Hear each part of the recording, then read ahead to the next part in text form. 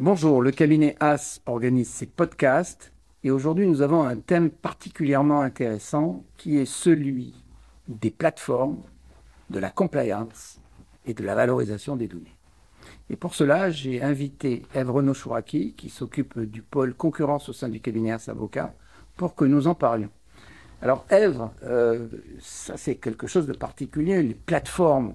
On a l'impression qu'elles ont tout compris à l'e-commerce, aux places de marché.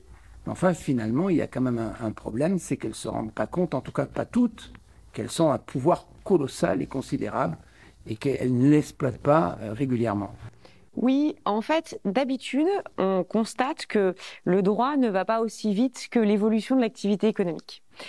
Là, dans ce cadre-là, et pour certaines, on se rend compte que finalement le droit, et particulièrement le droit de la concurrence en lien avec la détention des données, a une capacité de mutation qui a été plus rapide finalement que la prise de conscience par les plateformes de la nécessité de prendre le point.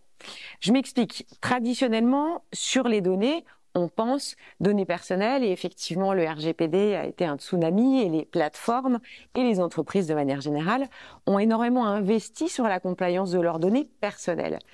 Maintenant, les données irriguent la totalité des plateformes. Si les GAFA sont aussi performants actuellement, c'est que ils ont cette capacité de traiter de big data et d'en faire du smart data.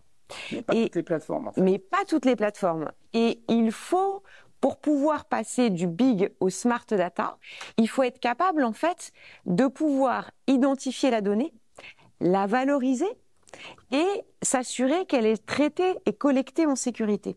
Et c'est ce point-là qui n'est pas vu pour toutes les données hors données personnelles. Et c'est important, puisque ça leur permet en fait de gérer un avantage compétitif. Alors il y a la prédiction qui est possible, il va y avoir effectivement le positionnement d'une offre, il va y avoir l'ajustement en temps réel du prix, et ça accroît la rentabilité. Alors, quand on parlait de ça et quand on travaillait sur ces questions de plateforme, on s'est rendu compte que finalement, il y avait un outil, une méthodologie en fait très intéressante qui est la compliance et qui pourrait permettre à ces plateformes qui n'ont pas optimisé en fait tous les traitements d'informations qu'elles ont, qui pourrait leur permettre de trouver des moyens de mettre en place des outils pour optimiser leur performance. Alors pourquoi, selon vous, et notamment le droit de la concurrence derrière ça, va permettre, grâce à la compliance, de renforcer les plateformes. C'est un renforcement positif. Ah oui, là c'est un levier positif, voilà. On est d'accord. On critique toujours une domination des plateformes, mais là on peut se rendre compte que la compliance peut être un outil de management pour les plateformes pour renforcer leur position. En quoi cela est possible ? Alors, il y a plusieurs étapes dans ce processus de compliance et on peut faire des parallèles un petit peu avec le RGPD. Mais en tout cas, ce qui est sûr, c'est que l'étape numéro 1, c'est de monter une équipe. Parce que la problématique des données sur les plateformes, c'est qu'il y a effectivement une résonance juridique, mais il y a aussi une résonance opérationnelle. Donc un sponsor avec une équipe. Voilà, donc on a une équipe référente qui est une espèce de guichet d'entrée et puis après, on délocalise auprès d'avocats ou d'experts qui vont pouvoir aiguiller. Une fois qu'on a fait ce montage-là, on est dans une logique de processus. Deuxième étape. C'est la deuxième étape. On met en place un processus et on est sur un process qui est à long terme. Parce qu'il y a ce qu'on fait à un instant T, il y a toutes les évolutions. Et à chaque fois... La compliance, ça se fait toujours dans le temps. Exactement. Et troisième étape. La deuxième étape, parce que ça c'était le processus, mais la deuxième étape va être celle, en fait, d'identifier son niveau d'exposition au risque. Donc, il va falloir, par rapport à une position sur un marché, il va falloir par rapport à une pratique, et notamment la pratique de ses concurrents, il va falloir par rapport au marché considéré aussi, regarder quel est son niveau d'exposition au risque. C'est-à-dire, est-ce qu'on est en situation de domination? Est-ce que c'est un marché à risque? Est-ce que la concurrence est importante? Comment les concurrents traitent leurs données? Avec cette cartographie-là, on va avoir une photographie, en fait, de la plateforme et de son niveau de risque. Et la troisième étape va être de gérer ce niveau de risque, en gestion de risque et en opportunité, pour pouvoir s'assurer effectivement que chaque évolution de pratique aura un niveau de risque acceptable et on fera une documentation contractuelle de la plateforme qui sera associée à ce niveau de risque. Alors, j'ai compris le phénomène. Les plateformes qui n'ont pas encore optimisé tous les traitements d'informations qu'elles ont à disposition peuvent, grâce à la compliance qui représente quand même un certain coût, mettre en place des méthodologies qui vont leur permettre d'être plus performantes. Mais tout ça, en fait, ça va peut-être entraîner une valorisation de leurs données. Et c'est peut-être tout à fait cette stratégie qui est intéressante de regarder comment la plateforme, en utilisant la compliance, va pouvoir valoriser les données. Je pense que là aussi, il y a 3 étapes à montrer derrière cela. Il y a effectivement 3 étapes. Il va falloir inventorier les données.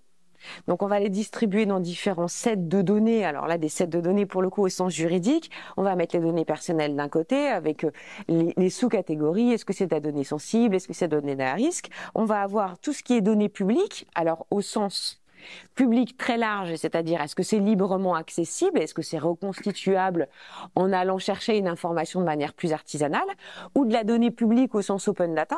Et puis on va avoir la donnée stratégique, c'est-à-dire celles qui font que l'entreprise et la plateforme est en situation d'avance compétitive ou parce que ça relève de son savoir-faire.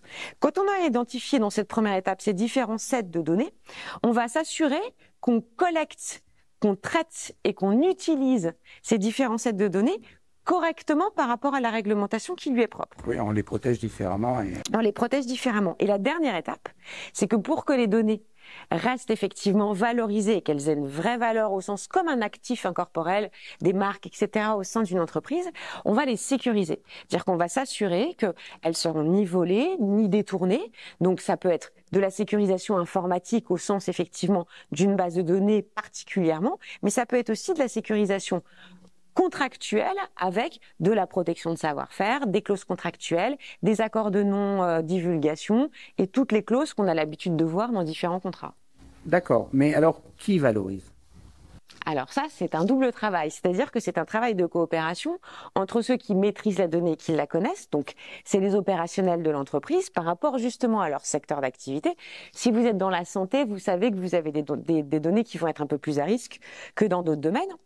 Et après, c'est en partenariat avec des experts et des avocats qui connaîtront une réglementation qui est à la fois sectorielle au niveau juridique, mais sectorielle au niveau secteur d'activité et qui vont pouvoir après l'échantillonner, la protéger pour que derrière, s'il y a un rachat de la société, on soit capable, en fait, de prouver que la donnée a une valeur parce qu'elle est protégée et qu'elle est unique. Alors, cette valeur, en fait, on peut aussi la retrouver de par le simple fait que les plateformes ont mis en place des outils de compliance, que tout ça se fait dans le cadre d'un coût historique, et que ce coût historique, déjà, donne une valeur, et ensuite, il n'y a plus que voir combien pourrait rapporter, en fait, le fait d'acquérir ces données.